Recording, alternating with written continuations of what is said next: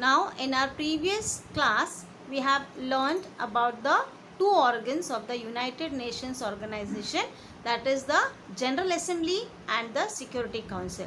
We have seen its structure and also the functions. Today, we shall proceed with the next part of our lesson number 4, the United Nations part 4. What are we going to learn in this part? So, the next organ of the United Nations Organization, that is the Economic and Social Council. Now the council itself is telling us that it deals with the economic and social issues related to the different countries. So what is the main organization of this main objective of this organization is to coordinate the economic and social policies of the United Nations. So the council has how many members? They have total 54 members. So when total number of members of all the countries, they come together, and what is Economic and Social Council does? It coordinates with the economic and social policies considering about nations. They are selected by the General Assembly.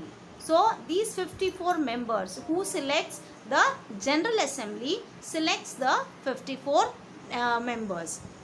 Now, each member has a tenure of 3 years, and each year 1/3 of the members are newly chosen. So, how many members? There are total 54 members. Each member has a tenure of 3 years, and each year 1/3 of the members are newly chosen, like as we have in the Rajya Sabha. So, decisions are taken by majority vote. Again, the final decisions are being the selection of the members is done by the majority vote. Okay, so that is the Economic and Social Council. Now let's learn about the functions of Economic and Social Council. Now when we talk about the functions, it initiates in discussions at the global level on issues like poverty, unemployment, economic and social inequality, and suggest policies to tackle these problems. So as I told you, when all the countries together, they need to consider about the economic situations, also about the social condition of each and every country, and also the problems related to every country like poverty, unemployment, economic and also social inequality, and for that resulted to that certain suggestions or policies to be formed related to those issues.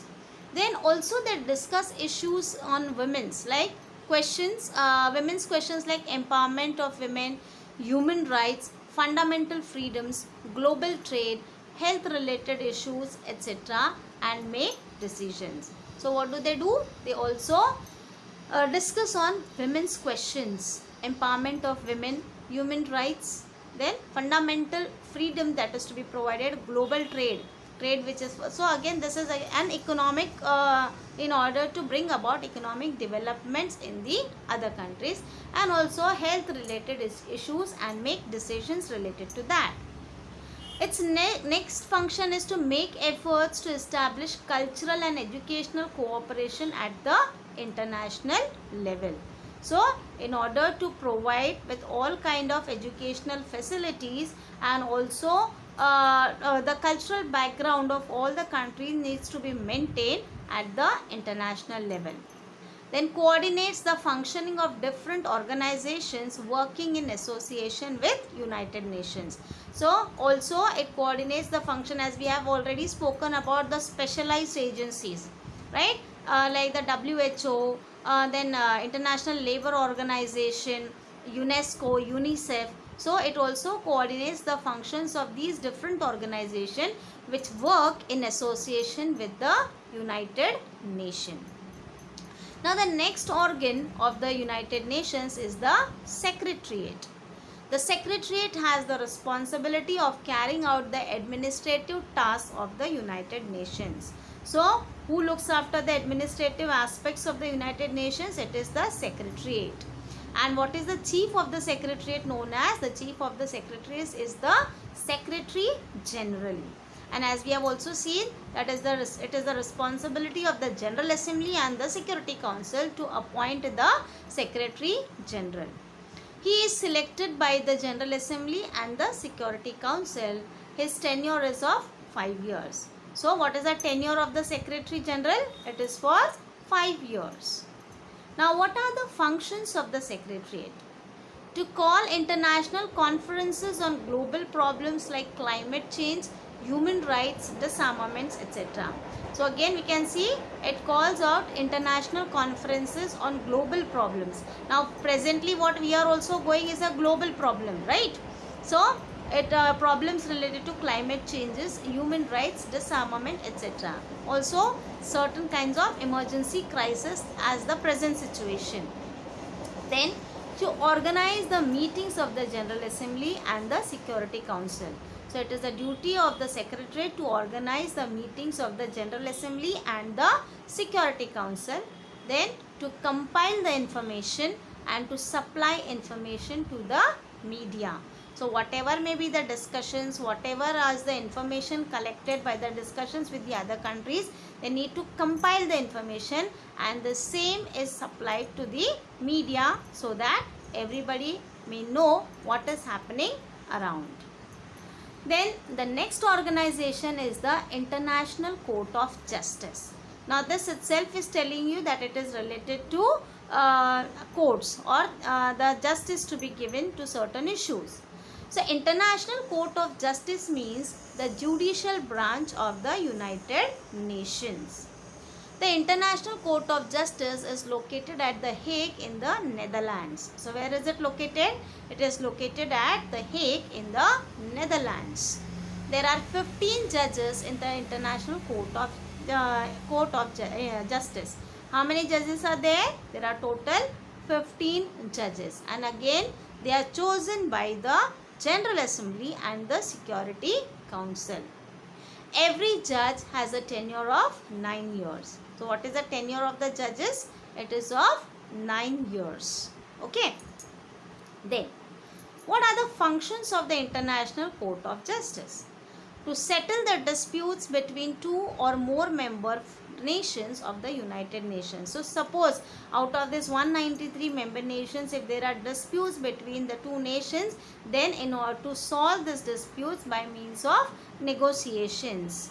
Then to interpret international law authentically. So also when an organization is to be run, it has to have certain rules and regulations and laws to be framed. So accordingly, to interpret international law authentically is the responsibility of the International Court of Justice.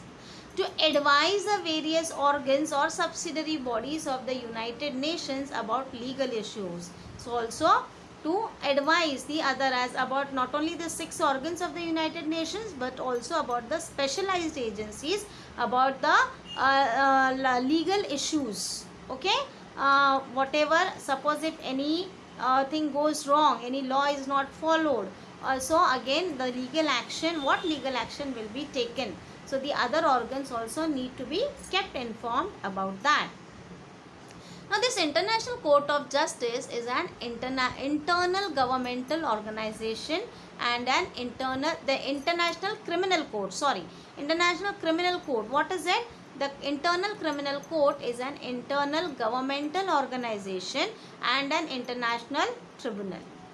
The headquarters are at The Hague in the Netherlands. So where is the headquarters of the International Criminal Court? It is in Netherlands, at Hague in Netherlands. The International Criminal Court has the jurisdictions to prosecute individuals for international crimes of genocide, crimes against humanity and war crimes that are of concern to the international community. So any crimes committed on international basis, it is the International Criminal Court has the right to punish those criminals according to the law.